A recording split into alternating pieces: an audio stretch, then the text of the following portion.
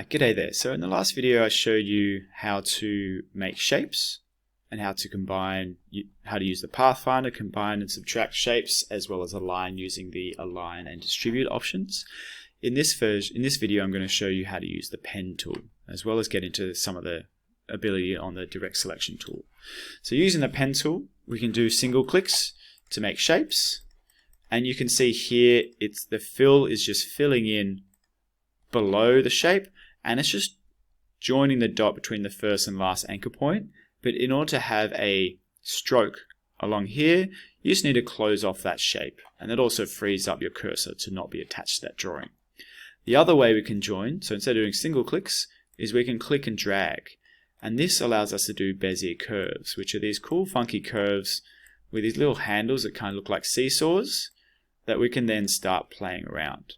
So using the pen tool, we can make these amorphous, fully customizable shapes, and then using the selection tool and direct selection, we can actually start modifying and improving those shapes.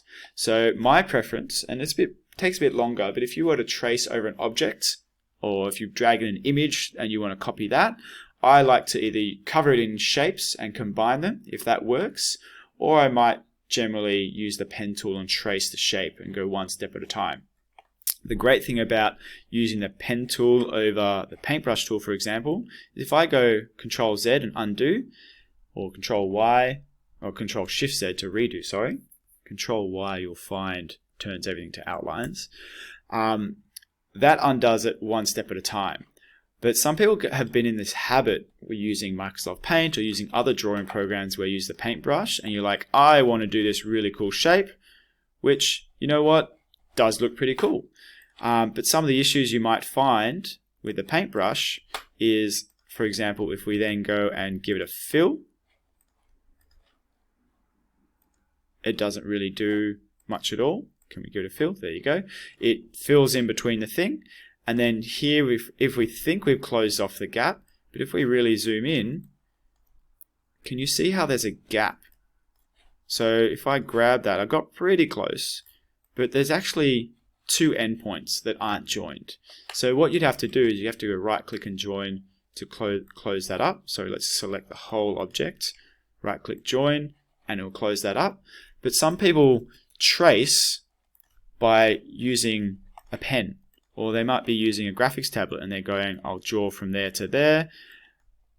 Let's draw that shape. And they might be amazing artists, and you're drawing these outlines and you're like, all right, let's select it all and fill it in. And then you have this issue because these lines aren't joined. Now, the newer versions, when you join up those objects, it does clean it up pretty well, but then you have to go in and deal with things like this, where it's still not fully joined. And if we do join them, it's got this doubling up of these layers, these lines, sorry, that you then have to go and clean up, or even using the pen tool, delete these anchor points by hovering over. You can see the little subtraction sign, and if we zoom out, we can actually go and delete and customize. So it just takes, depending on your process, it just takes a little bit of cleaning up. Now, I like to use the pen tool rather than paintbrush because I can go one step at a time. Whereas if I undo that and go, let's pretend I've used the paintbrush and done this really cool shape. If I undo, it undoes the entire drawing, as opposed to where you saw before, it undoes it step by step. So using the pen tool, we can draw these shapes, and now I'm going to show you how we can convert and clean this up. I might go, you know what? This guy looks like a bit like a little duck. So let's see if we can clean it and make it look a little bit more duck-like. So I'm going to drag this down. Maybe it's a bit swan-like. I'm going to select that anchor point so I can play with the handle. I'm going to drag this one out here. I can pull these handles up and down to play with the curves. I can stretch out one side more than the other. But we might go, you know what? I want to add an anchor point in there. And so we can use the pen tool with the hover over the stroke until we have the little plus sign, and we can add a point in. And so we can see that I've added an extra point. Now here's something where we want to make that really pointy. You're like, you know what, I want to have a really pointy like top of my wing, but for some reason when I move one, it doesn't move. The other moves like a seesaw. So before we've clicked, so have the thing selected, if we hold down Alt before we've clicked the handle, we can actually break them apart.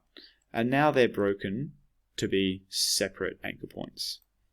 Okay, so if you want to go along, and we can actually start playing with this thing. And so under here, we have the anchor point tool. And what that does is it converts a curve.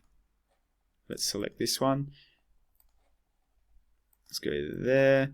It converts that curve into a point.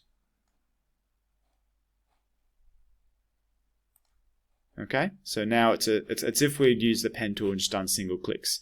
And we can go the other way, is we can reverse it and actually drag that out and turn it back into a curve. So same thing here, we can convert it back to just a point, or we can drag it back out into a curve. Okay, so if you've gone and just done something like this, select the object, and if you want to make them a bit more curvy, let's select the object and then, sorry, let's select that guy there. Excuse me while it's just taking a little bit of time clicking on. And then we can click and drag, and we can curve each of those individually into curves. Okay, so using the pen tool, we can start making some more complicated shapes.